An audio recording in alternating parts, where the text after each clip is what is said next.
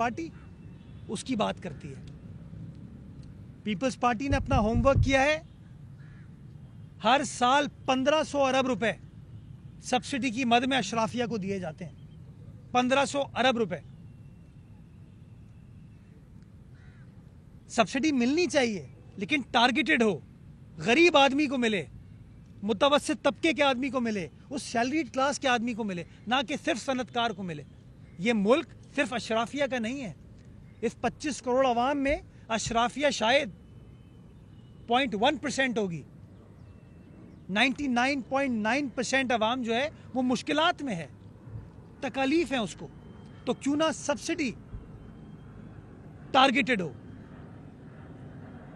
बिलावल साहब कहते हैं कि मैं टारगेटेड सब्सिडी के ऊपर फोकस करूंगा, और ये जो 1500 अरब रुपए ऐसे दे दिए जाते हैं, 1.5 खरब रुपए ऐसे ही दे दिए जाते हैं, जिससे किसी गरीब का स्कूल बन सकता है,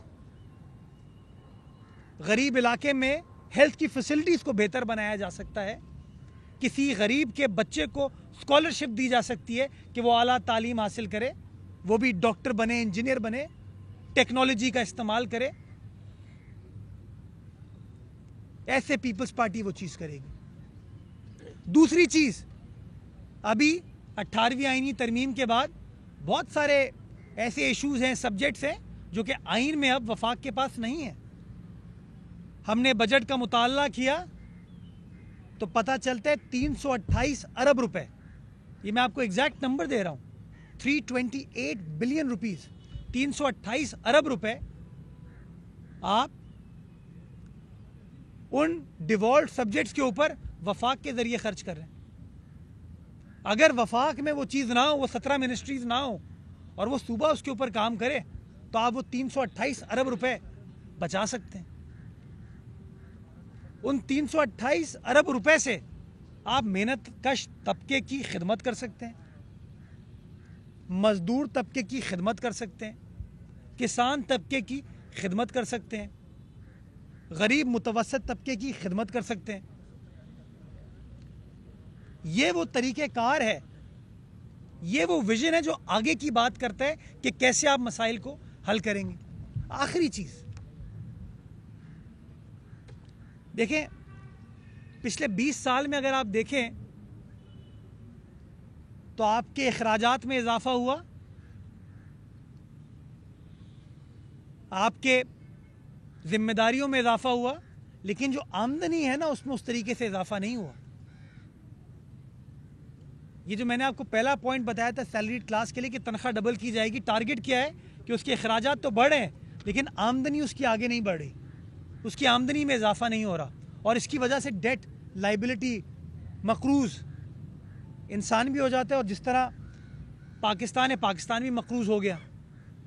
तो इसका हल ये है कि आपको अपनी आमदनी में इजाफा करने की ज़रूरत है, और पाकिस्तान की आमदनी का जो बुनियादी पिलर है वो आपका FBR है। FBR के अंदर रिफॉर्म्स लाने की ज़रूरत है।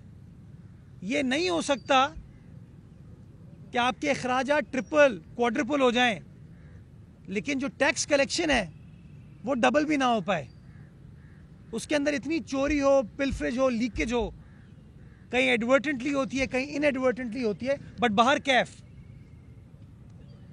FBR उस तरीके से परफॉर्म नहीं कर पाया, काम नहीं कर पाया, जिसकी मैं आपको मिसाल दूंगा सेल्स टैक्स ऑन सर्विसेज की,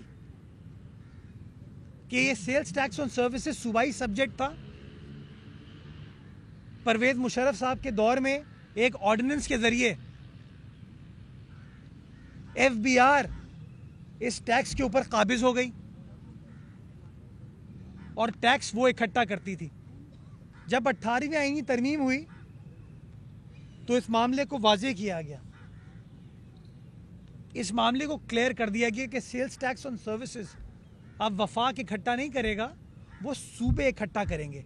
यानी कि सिर्फ सूबाई सिंध नहीं, सिंध भी करेगा, पंजाब भी करेगा, बलूचिस्तान भी करेगा, खैबर पख्तूनख्वा भी करेगा। 2010 में ये चीज़ हुई, और मैं आपको बताना चाहूँगा कि जब ये चीज़ सूबाई सिंध मुंतकिल हुई हर सूबे में हुई, लेकिन मैं अपने सूबे के हवाले से बात करूंगा। जब 2010-11 के फाइनेंशियल ईयर ये हमें मुंतकिल हुई, तो उस साल आखिरी साल जब वफाक ने FBR ने ये टैक्स इकट्ठा किया था, तो उसने पूरे साल में 16 अरब रुपए इकट्ठा किए थे। 2010-11 में कितने? 16 अरब रुपए, 16 बिलियन रुपीस। जब वो मुंतकिल हुआ सूबाई हुकूमतों को, तो हमने अपनी कानून साजी की 2011 में, और हमने सिंध रेवेन्यू बोर्ड तख्लीक किया। और पहले साल वो जो 16 अरब रुपए हमें इकट्ठा करके वफाक देता था, उस अमाउंट को बढ़ा के हम 25 अरब रुपए पे ले गए, 25 बिलियन, यानी कि 70% आपकी इनकम में इजाफा हुआ। वो 16 अरब जो इस्लामाबाद से इकट्ठा किया जा रहा था, इस्लामाबाद के बाबू इकट्ठा कर रहे थे, FBR वाले इकट्ठा कर रहे थे, उसको एक नए इदारे ने, सूबाई हुकूमत की सतह पर चलने वाले इदारे ने 16 अरब को 25 अरब कर दिया। और आज मैं फखरिया आपको कहता हूं कि 11 साल गुजर जाने के बाद जब 30 जून के नंबर्स आप उठा के देखते हैं, तो वो टैक्स जो कि वफाक 16 अरब रुपए इकट्ठा कर रहा था, वो टैक्स बढ़ के 180 अरब रुपए पे आ गया है। 180 अरब रुपए, यानी कि 1200% आपने अपनी इनकम में इजाफा किया, 1200% 11 सालों में।